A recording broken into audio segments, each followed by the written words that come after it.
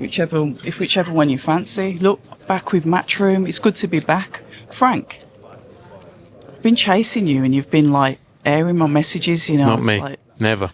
So I've been looking forward to let's have a catch up with Mr. Smith. Let's see what's happening with Matchroom. But you've been absolutely everywhere over the past few weeks. Is this like your first week touchdown in the UK in a while? I had a gap in between for 4 or 5 days, but it's been a long old run. But we've had fun. We've done some good shows. Been travelling. Been doing what we do. No different. No changes. Can I congratulate Jaron Ennis on first of all on his performance and shutting up quite a few doubters. And to be fair, if I'm going to put my hands up, I was one of them. I wasn't too sure if he was like the real deal. I wasn't too sure about his defence. I wasn't too sure about, him saying he was going to go up, then he was going to unify, and there seemed to be a little bit of indecisiveness around him. But I will say with the fight with Stanionis, who we know is absolutely huge, a good fighter, come forward, aggressive, Eastern European style. He handled that really, really well. Yeah, look, I think, one thing about all sport, but mainly boxing, because fighters get to perform maybe at that level 2-3 times a year, right? And they have one performance which isn't at the standard people expect. It's like they're useless now. And I'm not saying people said he's useless, but they started questioning whether he had the ability he had. You're not always going to have your best night. You're not always going to have your best performance in every fight. I think it's about being motivated. It's about being in fights that motivate you and make you get up for it. That fight he had against Karen was a rematch where he won every round against him in the first fight. How do you get motivated to go back into a fight like that? David Avanesian, he's a tough operator, and I think he showed on Saturday night against Stanionis the level he's going to operate at. He's a brilliant fighter. Everyone knows he's a brilliant fighter. And like I say, everyone's within their right to question the performance. He didn't look great there. But he showed on Saturday how good he is. And I think from here he's going to go on from strength to strength. And, I believe he beats everyone at 147 and then goes up to 154 as well. You know what it is, Frank, and I've said this before, I believe like the greater the hype around the fighter, the greater the expectation. So we're sat at home on the edge of our seats expecting miracles. And I get it, it's the sales things. You guys have got to do it. You've seen more of them behind the scenes than we have. And it's like sometimes it's anticlimactical, and that's why we have this high where we're like, let's have a look. Yeah. And then there's this dip when we don't get that fantastic performance, 100%. Or like you said, when they're not necessarily getting up for the opponent. It's a tricky thing to balance. Yeah, 100%. Look, our job is to promote a fighter as big as they can possibly be. At the same time, you have to be honest at times and tell the truth about performances.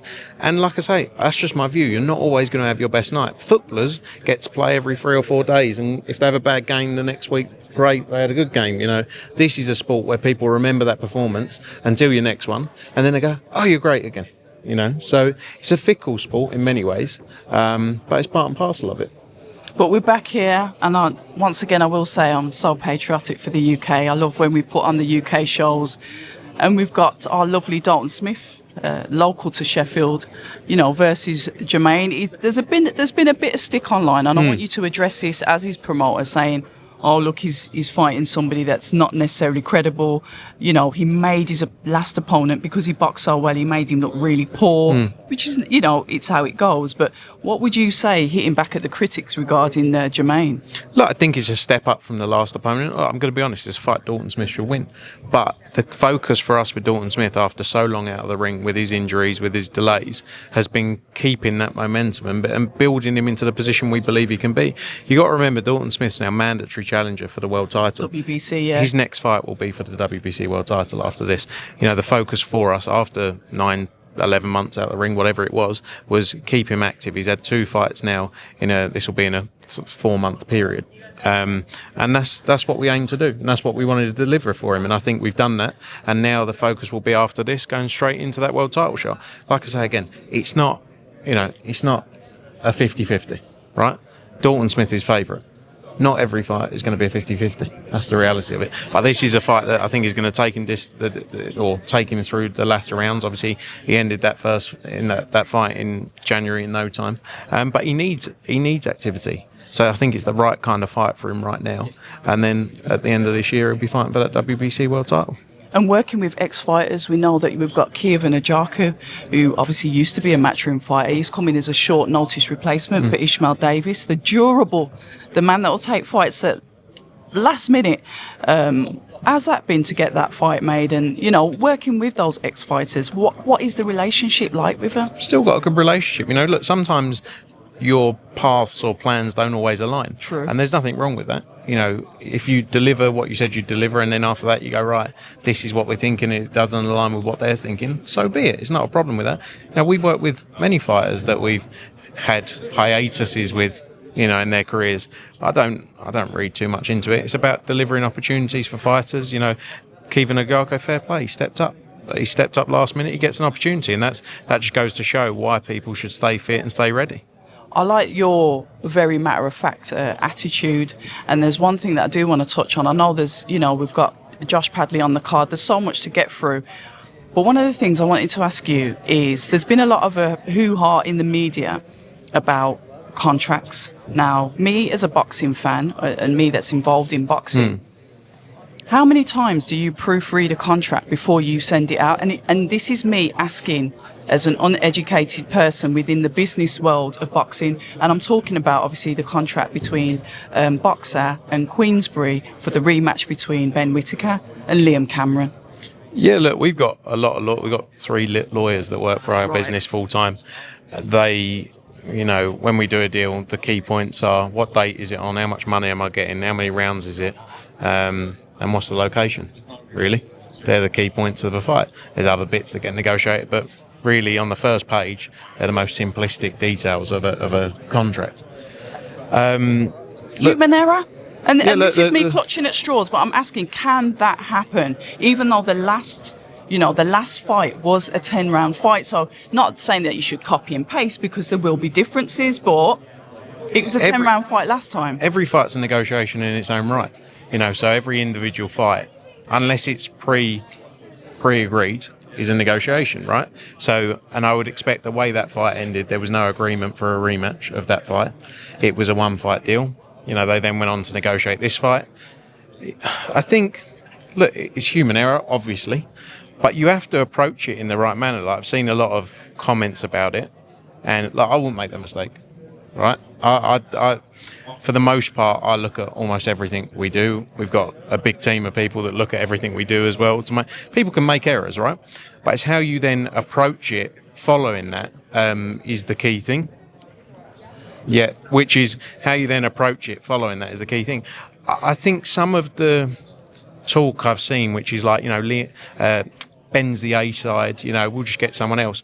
No, the reality is you fucked up, and what you have to say is it's either 12 rounds, because he's got a contract for 12 rounds. Right. If you don't make it as 12 rounds, it's a breach of contract. They've breached their contract. And if you say, we'll get someone else, Liam will sue you. For making you lose out on having a fight. Okay. Because I have signed for 12 rounds. That is what the commercial terms I've signed. You've signed for it. I don't care what Ben Whittaker's signed.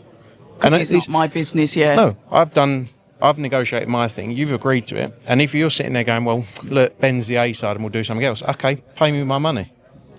Because you haven't acted and abided by the terms of the agreement that you signed.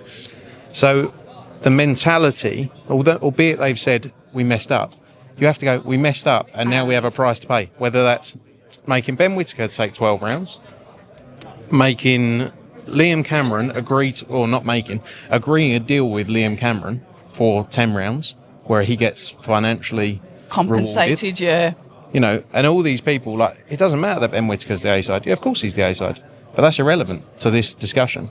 So if that fight doesn't go ahead as 12 rounds and there's not an agreement, Liam Cameron will be in a position to sue Boxer. It might sound like a basic question to you, but say, for example, something like this did happen. The fighters, there's a lot of pressure there for both fighters, for both Liam and Ben. Not so much Liam, I don't think. Don't you? Oh, sorry. Well, I think Liam. With all of this in the background, that's what I'm getting at. I think Liam's in a great position because he's chilled. He's signed for a 12-round fight, right? Okay. So he's in a great position. Either he accepts to do, because they could offer him $1 million and he could say, I'll do it over 12. Really? It's irrelevant, isn't it? I've signed an agreement for 12 rounds. You deliver 12 rounds, otherwise you breach your contract. So the pressure's not really on Liam. I kind of feel sorry for Ben Whittaker, if I'm honest, because they've embarrassed him. You know, and it's not the first time it's happened. It won't be the last, I'm sure. But Ben Whittaker's been told he's doing 10 rounds. That's, you know, he's got a deal for 10 rounds. Ben Whittaker's in the same position. Do you know what I mean? Like, it's not the fighter's fault. And the fighters are well within their right to go. Ben Whittaker's well within his right to go, I'm only doing 10 rounds. And Liam Cameron's well within his right to go, I'm only doing 12 rounds. And it's neither their fault.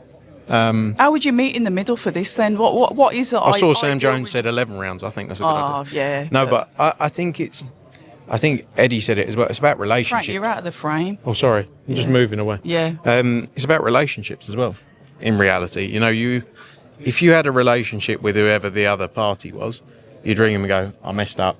Like, can we do something? Right? They might say no. Yeah, like off the record, Yeah. let's get this sorted. Obviously, when you piss everyone off and no one likes you, it's very hard to have a conversation without someone going, I am going to get everything I possibly... And fair play as well. You know, that might be... But when you put yourself in that position, you have to pay the price. And then you come out and do all these interviews and go, it's all done, when it's not. Don't dig the hole any deeper. What is the best response in there? Like you said, just close the doors, deal with it legitimately. Yeah, in the background. In the background. Yeah. Look, they said I'm not involved either, so I don't know. But they said they've been dealing with it since February. Just get it done, so it doesn't get to that point. New announcements for Matchroom. I saw hand wraps. I saw someone sat down, and I'm thinking, who is it? I know you've recently signed a Canadian heavyweight. Congratulations on that as well. What have you got in store for us? Lovely hands. It's a hand model. That's not actually a boxer. That picture. Are you taking the mick? No, I'm serious. Did you do that for suspense? That's actually a hand model. Really? Did Honestly, the last Frank. campaign for a glove company as well. Are you taking the Yeah. mick? Come on. No, have you got any clues? Can you give us one clue? No. Okay, can I ask a question then? Yes. You know what I'm going to ask? No, I don't. Is he from the UK?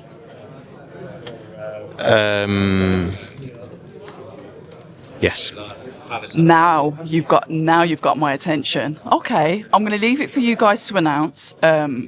It's like I said, it's nice to see the UK shows coming back on. I know you've got a really big fight next week as well, which I'm really looking forward to down in Tottenham.